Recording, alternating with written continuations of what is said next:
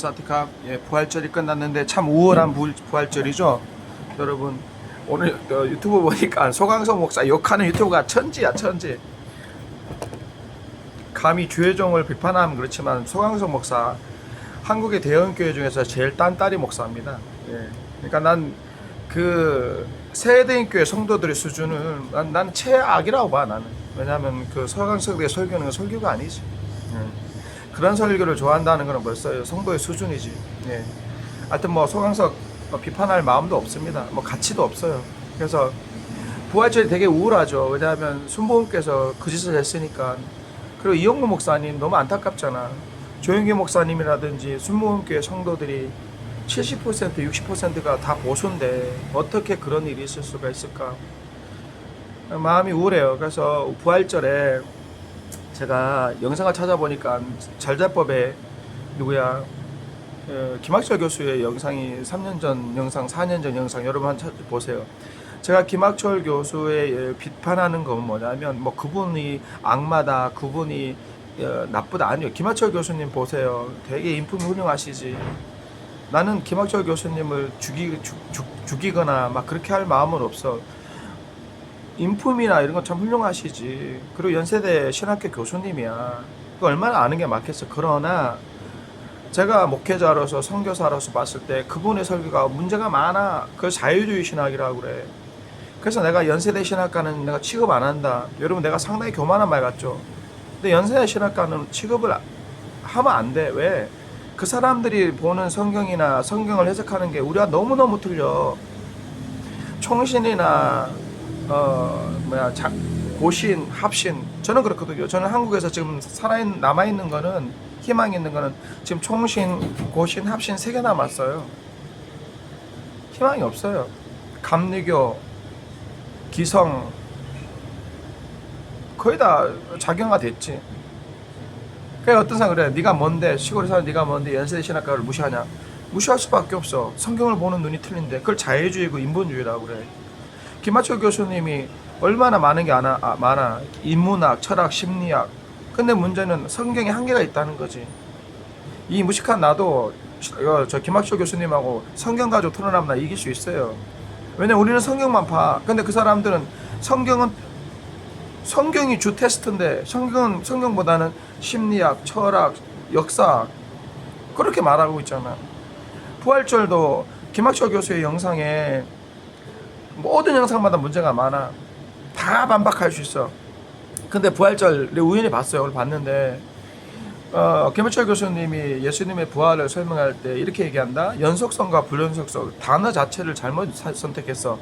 연속성과 불연속성 이렇게 설명하더라고. 그러니까 예수님께서 부활하셨을 때 우리가 예수님이 육체로 계실 때하고 부활하실 때가 뭐가 틀렸을까요? 부활하실 때 이런 게 있어요. 문이 닫혔는데 예수님께서 들어오셨다. 문이 닫혔는데 예수님께서 들어오셨다. 이게 예수님께서 육체로 가실 때하고 부활체하고 틀린 거지. 그래서 제자들이 이거 유령인가 무서워하는데 두려워하지 말라. 유령은 귀신은 뼈와 살이 없는데 우리는 뼈와 살이 있다. 그래서 나를 만져봐라. 그래서 내 손을 만져보고 내 옆구리를 만져보라. 그러니까 예수님의 부활체죠. 예수님의 부활체인데 예수님이 육신이 계실 때하고 뭐가 틀린다? 문이 닫혔는데 오셨는 거야. 많은 분들이 예수님이 여기에 십자가 못 박혀 죽였다고 그러는데 아니에요. 여러분 여기에 못이 박히면 성인 체중 70kg 이게 지탱을 못 하는 거예요. 십자가 달렸을 때 성인 체중 70kg 80kg를 여기 손 다 찢어져요. 사실은 여기 못 박힌 거죠. 여기 보시면 여기 뼈가 있죠. 여기 뼈 사이에 박는 거죠. 그러니까 성인 체중이 견딜 수가 있는 거지. 그러니까 예수님께 그러잖아. 유령은 살갑뼈가 없는데 난 살갑뼈가 있으니까 만져봐라 그러잖아요. 근데 틀린 게 뭐야? 문이 닫혔는데 오셨는 거야. 그 다음에 예수님께서 뭘 깨냐고 같이 식사하셨어요. 그러니까 부활체도 식사를 하신다는 걸 알 수 있지. 그 다음에 뭐가 틀려?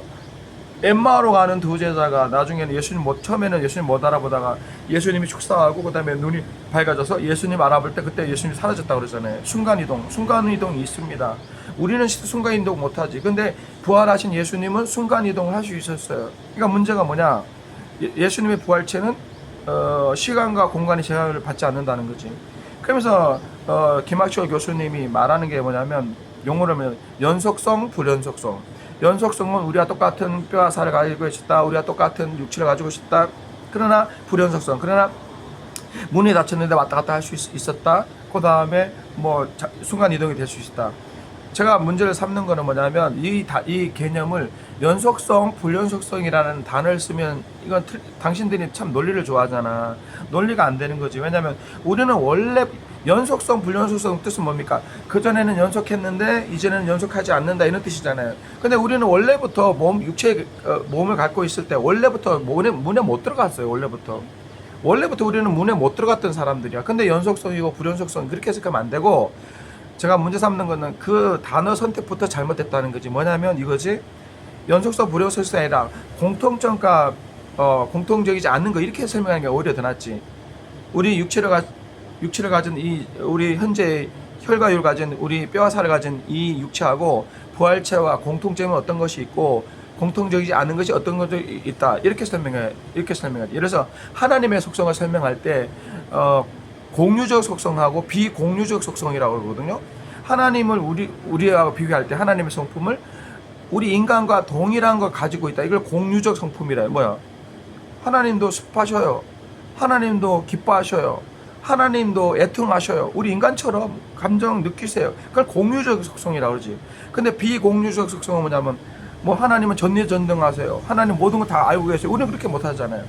그러니까 우리 현재 육체와 부활체의 육체의 다른 점을 연속성, 불연속성이라는 개념으로 쓰면 안 된다는 거죠. 두 번째. 그 다음에 이제 가장 큰 문제는 김학철 교수님을 제가 존중합니다. 뭐 인문학, 철학, 심리학 당신이 너무너무 똑똑해. 근데 왜 성경을 안 봐? 왜 성경 신학 박사잖아. 그러면 성경에 능통해야 되잖아. 근데 부활절 설명하면서 여러분 내가 물어볼게요. 이 영상 보시는 권사님, 집사님 부활을 믿으시죠? 부활의 소망이 있죠. 근데 우리 부활하면 어떤 모습으로 부활합니까? 먼저 여러분들 권사님, 집사님 대답을 해봐. 다 믿잖아. 부활의 소망이 있죠. 근데 우리 부활할 때 어떻게 부활해요? 그래서 내가 죽었다. 어떻게 부활합니까? 15살의 모습으로? 30살의 모습으로? 아니면 죽기 전에 70살의 모습으로? 김학철 교수는 이렇게 해석하는 것 같아. 예수님이 죽으시고 그 죽으신 모습 그대로 부활하신 것처럼 그렇게 설명하고 있고, 그 다음에 영상 전체적으로 우리가 죽으면 우리 현재의 모습으로 부활하는데, 다른 건 그러니까 우리가 똑같은 뼈와 살이 있는데 그 부활의 모습은 몸체는 우리하고 육체하고 틀리지. 그러니까 시공간의 제한을 받지 않고 영화로운 몸으로 변화되는데, 문제는 이거예요. 김학철 교수나 많은 사람들이 오해하는 건 뭐냐, 우리가 부활할 때 우리 육체의 모습으로 부활하는 줄 알아. 그러니까 김학철 교수의 영상을 다 보면은 전체적으로 김학철 교수는 우리 부활체를 인간의 모습을 가지고 있을 때 부활하는 걸로 그렇게 좀 설명하는 것 같아요. 그럼 내가 물어보겠습니다. 우리가 부활할 때 우리가 5살 때의 모습으로 부활합니까? 15살의 모습으로 부활합니까? 30살 때의 모습으로 부활합니까? 아니면 죽기 전에 70살의 모습으로 부활합니까? 내가 하고 싶은 말은 이거지. 성경에 보면 예수님은 절대 세상에 가실 때 그 모습으로 부활하시지 않으셨어요. 다시요. 예수님의 부활체는 절대 예수님이 인간으로 오셨을 때 그 모습으로 부활하신 게 아니에요. 왜? 성경이 명확히 나와. 마가복음 16장에 나와. 마가복음 16장에 엠마오 가는 두 제자가 처음에 예수를 못 알아봤잖아요. 누가복음에 보면 엠마오로 가는 두 제자가 예수님이 가까운데 못 알아봤다고 그래요. 성경에 뭐냐면 저들의 눈이 가려워져서 이렇게 나왔거든요. 근데 마가복음 16장에는 분명히 말하기를 예수 제자 2명이 예수님을 만났는데 어떤 모습, 다른 모습으로, 예수님께서 다른 모습으로 찾아오셨다고 그랬거든요. 그러니까 김학철 교수가 설명하는 예수님의 부활체가 마치 십자가에 달려 돌아가신 그 모습으로 부활한 것 아니라고. 막달라 마리아도 울고 있을 때 옆에 예수님이 있었는데 예수님인 줄은 못 알아봤어. 무슨 말이냐? 예수님의 부활체는 십자가에 못 박혀 죽은 그때의 모습으로, 그는 육체의 모습으로 부활하신 게 아니야. 그러니까 막달라 마리아도 못 알아봤고 엠마오 가는 주제도 못 알아봤고 마가복음 16장에는 다른 모습으로 나타났어요. 예수님께서. 이게 육체에 있을 때하고 부활체의 모습이 틀린 거야. 그럼 다시 김학철처럼 해석하면은 궁금하단 말이야. 그럼 예를 들어서 3살 때 죽었다 치자. 새 살 때 그 영혼이 거듭난 하나님께서 그 영혼을 거듭나게 하시고 그 새 살 때 영혼 그 사람이 죽었다 치자. 그러면 그 사람은 20대 30대의 모습이 없으니까 그럼 그 3살 때 죽은 아이는 천국 갔을 때 3살의 모습으로 부활했겠습니까? 아니면 5살 때 교통사고로 죽었다 치자. 그러면 그 모습이 그 사람이 구원받은 영혼이라 치면 5살 때 그러면 부활체 5살 때 그 교통사고 나는 그 전의 모습으로 부활했겠습니까? 아니면 장애인들 교통사고 나와서 장애인이 있다 치자. 장애인 됐는데 예수님 믿었다가 죽었을 때 장애인 모습으로 그러면 부활합니까? 아니라는 거지. 성경은 분명히 예수님께서 부활하신 그 부활체가 육신에 있을 때 그런 모습으로 부활한 게 아니에요. 고린도서 15장에 나오지. 그러니까 김학철 교수의 한계가 뭐냐면은 다른 건 많이 알아. 그런데 성경은 개코도 모른다는 거지. 고린도서 15장에 여러분이 공부를 해봐. 부활체의 모습을 사도 바울이 설명하고 있어. 뭐냐? 쉽게 얘기해 줄게요. 고린도서 15장에 사도 바울이 본 부활체는 뭐냐? 우리가 죽었을 때 15살 모습, 어떤 사람은 인간이 가장 아름다운 때 25살, 어떤 카톨릭에서 이렇게 설명해. 부활했을 때 가장 인생의 육체에서 가장 아름다울 때 25살, 30살 때의 모습으로 부활한다. 그렇게 설명하는 사람도 있어. 근데 난 그렇게 안 믿어. 왜냐하면 고린도서 15장에 사도 바울이 분명하게 선명하게 설명하고 있어. 부활체는 뭐냐? 여러분 쉽게 설명할게요. 씨를 심었고 씨가 자라잖아요. 예를 들어서 봉숭아 꽃이라자. 봉숭아 꽃 씨를 여러분 보셨습니까? 봉숭아 씨를 뿌렸을 때 씨가 죽잖아요. 죽고 나서 봉숭아 꽃이 피는 거야. 자, 우리가 무슨 가지를 심었다. 가지씨죠, 가지. 가지씨를 심었을 때 씨가 죽고 나서 가지가 자라나잖아요. 그 다음에 튤립이라죠. 백합도 씨가 있을 거 아니에요. 씨를 뿌렸는데 그게 씨가 죽고 싹이 나가지고 튤립이 아름다운 풀립. 장미도 마찬가지야. 무슨 사도 바울은 어떤 개념으로 설명하냐면 육신의 모습을 씨로 우리가 육신에 있을 때 다 틀려. 생김새가 다 틀려. 마찬가지로 부활체들 다 생김새가 다 틀립니다. 근데 이런 모습을 부활하는 게 아니야. 왜? 우리의 모습은 씨예요, 씨. 여러분 씨 종자 보셨어요? 다 틀리지. 근데 씨가 땅에 떨어져 썩고 나서는 아름다운 튤립이 되고 장미가 되고 백합이 되는 거야. 그게 부활체예요. 고린도서 15장에 설명하고 있어. 사도 바울이 영광스러운 부활의 모습이 뭐냐? 이런 육체인데 시간과 공간 한계를 받는 육체가 아니라 영광스러운 몸으로 부활하지. 근데 막 귀신처럼 영혼 천사처럼 막 문이 닫혔는데 왔다 갔다 할 수 있어요. 근데 그 모습이 어떤 모습이냐? 이런 15살 모습, 30살의 모습, 50살의 모습으로 부활하는 게 아니고 전혀 다른 형체로 변화돼. 마치 씨앗이 땅에 떨어져 썩었을 때 봉숭아꽃이 되고 장미꽃이 되고 튤립이 되고, 네?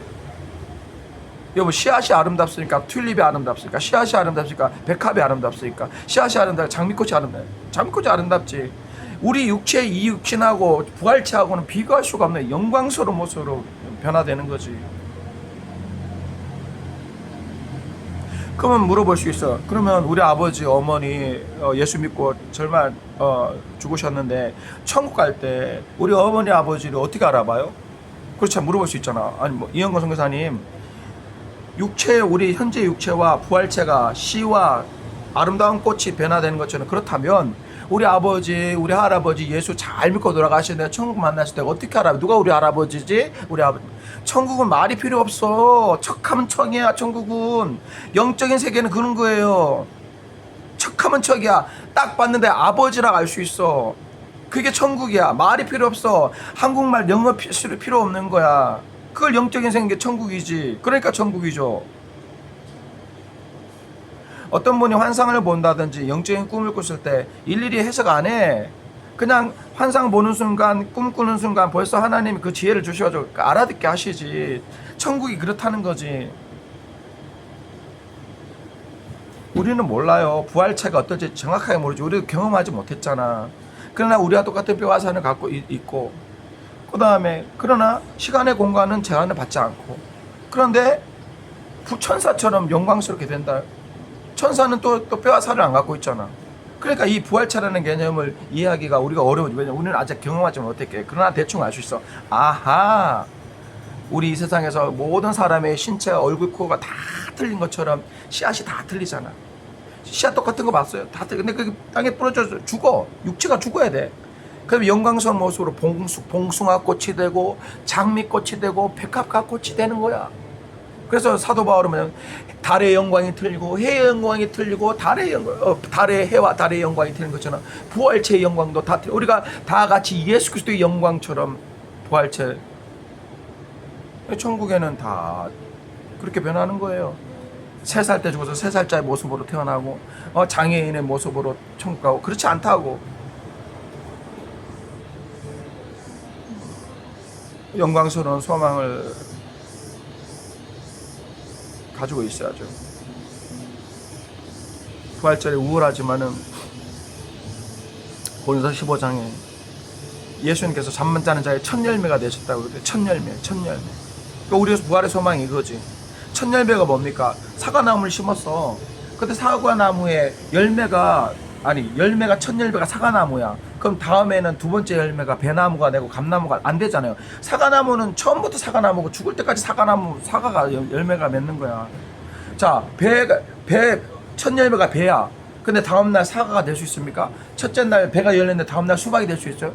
첫째 날 배를 열렸으면 100일 동안 계속 배가 주렁주렁 열리는 거야. 마찬가지로 예수님께서 잠자는 자의 첫 열매가 되셨다. 첫 부활의 첫 열매가 되셨다. 그러니까 우리 그 믿음이지. 우리도 예수님처럼 그렇게 변한다는 거죠. 할렐루야. 이런 소망이 있는 거죠. 여러분, 이런 소망으로 삽시다. 할렐루야.